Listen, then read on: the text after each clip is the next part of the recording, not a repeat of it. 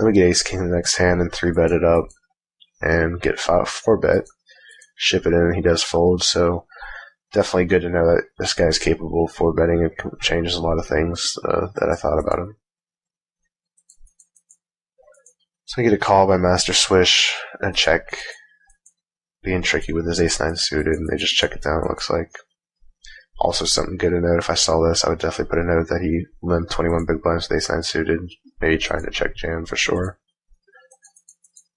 Scary Pooper opens, give him another fold. Probably could be 3-betting him a little bit more, I feel like, just for how much he's opening, but I decided to steal king 4 and it works. 7s now, we open again.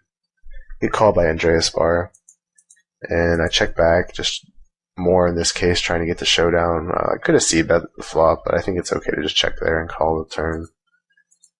He checks again, and I just check again. There's still really no point in betting.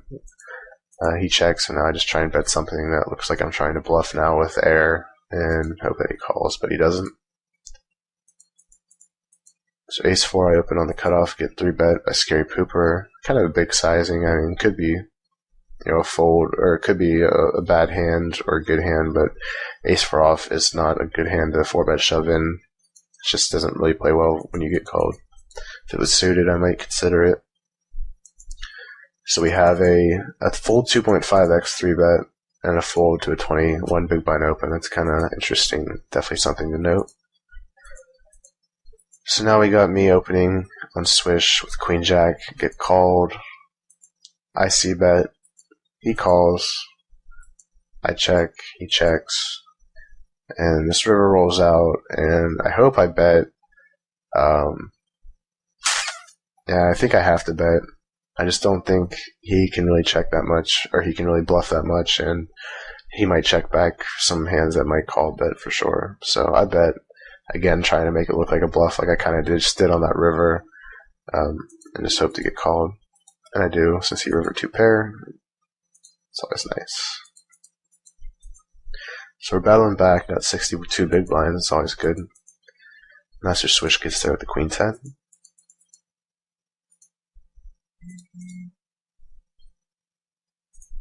And now we get 3s here, and we'll see what happens.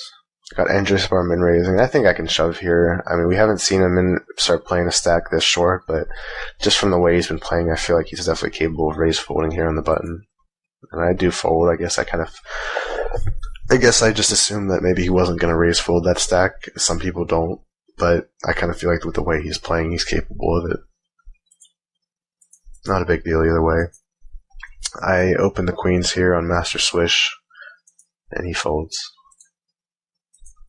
6-7 suited. Scary Pooper opens. I could 3-bet here. I haven't really 3-bet him in a while. I think it would be okay, and it plays pretty well if Andreas Bar decides to get it in.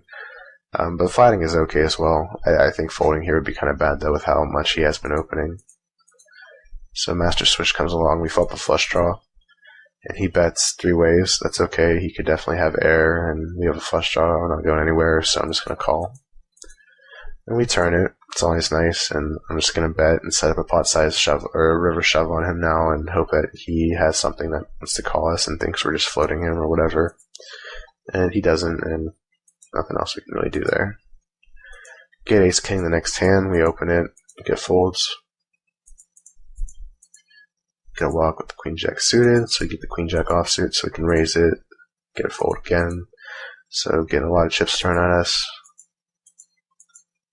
Get flatted by Master Swish, and we make a c-bet after seeing that he flats with the king 7. He's probably a little wider too, but now he check raises us. And I mean, if I really feel like he's just check raising as a bluff, then I can go with it here. And just if I really feel like he would have gotten in aces or kings pre most of the time, and I might just go with it, putting him on some kind of Broadway. But it just seems like most people, I don't know.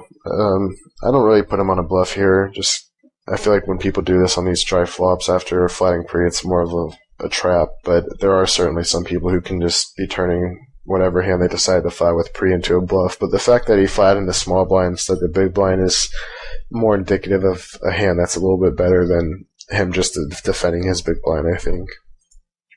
But I do decide to flat. Kind of like the hand I flatted earlier where I wanted to see if he would, the HWF would check fold on the turn. It's kind of the same thing I'm going with here. And he does check. We check behind since we hit our 5. And he shoves the river, so either hit a 10 or maybe pulling some crazy bluff. But he certainly could, if he was check raising something for value on the flop there, he could have just checked it on the turn for sure. But I think I do fold here on the river. I think I should just fold him on the flop.